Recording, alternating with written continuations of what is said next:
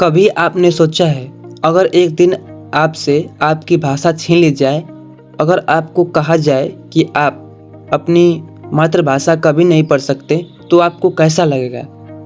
आज की यह कहानी सिर्फ एक स्कूल की आखिरी क्लास ही नहीं, बल्कि अपनी भाषा, अपनी संस्कृति और शिक्षा की अहमियत समझने वाली है।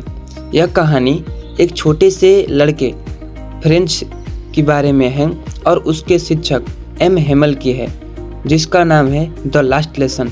जो द लास्ट लेसन कहानी है, यह चैप्टर क्लास 12th का सबसे पहला अध्याय है, जिसका नाम है द लास्ट लेसन।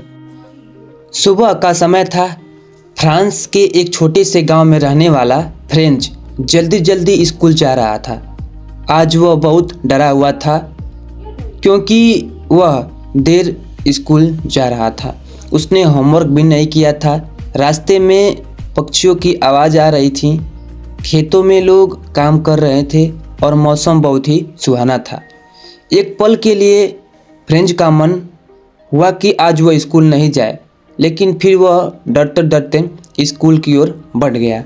ऐसे ही फ्रेंच स्कूल पहुंचा, उसे कुछ अजीब महसूस हुआ। आज स्कूल में बिल्कुल शांति थी, जैसे ऐसा लग रहा था कि आज संडे हो। न बच्चों की आवाज़ थी, न ही पढ़ाई का शोर।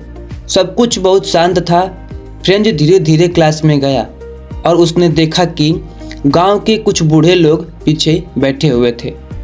उसे समझ नहीं आ रहा था कि आखिर आज ऐसा क्या हुआ है।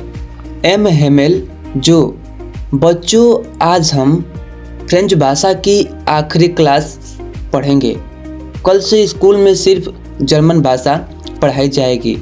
जैसे ही यह बात फ्रेंच सुनता है, वह आश्चर्यजनक रूप से सोचता है कि अरे, ऐसा कैसे हुआ? क्या हम सिर्फ जर्मन भाषा ही पढ़ेंगे? अभी तो मैंने फ्रेंच भाषा भी नहीं सीखा। यह सुनते ही फ्रेंच का दिल बैठ गया। उसे अचानक एहसास हुआ कि उसने कभी अपनी भाषा और पढ़ाई की कदर ही नहीं की। जो किताबें उसे बोझ लगने लगी थीं, आज वही उसे सबसे कीमती लग रही थीं।